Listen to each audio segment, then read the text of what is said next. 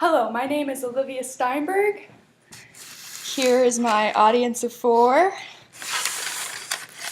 And today I'm talking to you about wolf dog hybrids. Should owning a wolf dog be restricted in the state of Idaho?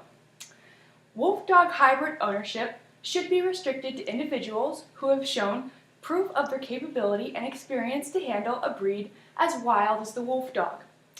Public educations to the risks to owners, families, and others might help detour domestic ownership of wolf dogs.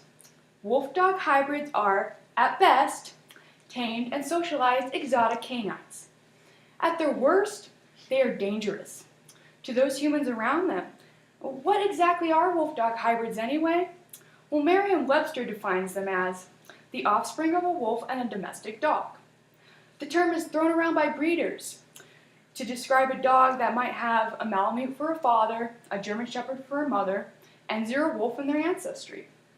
True wolf dogs are a mix of both wolf and dog. The content of the mixture can be very different, depending on whether it is more wolf or more dog. Training wolf dogs can be very different than training dogs, depending on the content.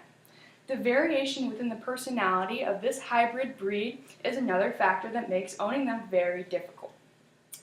For years, like many people, I struggled with what to call wolf dogs. Should I call them wolves? Dogs? Wolf dog just doesn't flow off the tongue. It is awkward to say.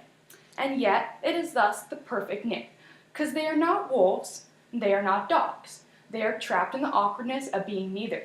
They cannot live in the wild, and many of them cannot live with us in our homes. So they're trapped in the never-never land of never being comfortable in their own surroundings. The worst-case scenario for owning a wolf-dog hybrid adoption would be when the animal is more wolf than dog, and the person adopting it lives in a small one-bedroom apartment in an urban area with no nearby yard or field for the dog to run in. And training wolf dogs is not the same as training dogs. Biologist Catherine Lord explains these significant development-related differences in dogs and wolf pup experiences puts them on distinctly different trajectories in relation to ability to form interspecies social attachments, notably with humans. For example, adopting a wolf dog because they look cool and not knowing who the dog's parents are will almost always end in disaster. Owners can and will take back wolf dogs simply because they can't handle a wolf in their house tearing up their sofa and walls. Before even thinking of adopting, a person needs to fully investigate what it means to own and train a wolf dog. Wolf dogs like to roam and become aggressive. A potential owner must be able to provide a wide open space, securely fenced and away from interacting with neighbors. And the potential owner must commit to acquiring the proper techniques of training. On the other hand, the breeder should be required to provide full disclosure of the wolf dog's wolf ancestry and ratio of wolf to dog. Ideally, the wolf mating with the dog should have been domesticated for several generations.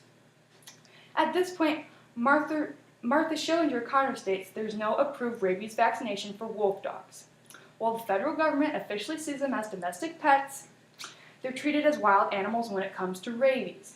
Thus, the wolf dog who bites a person can't be considered a rabies risk, even if he's been vaccinated, because the USDA, which regulates veterinary medicine, does not extend approval for the use of standard rabies vaccines with hybrids.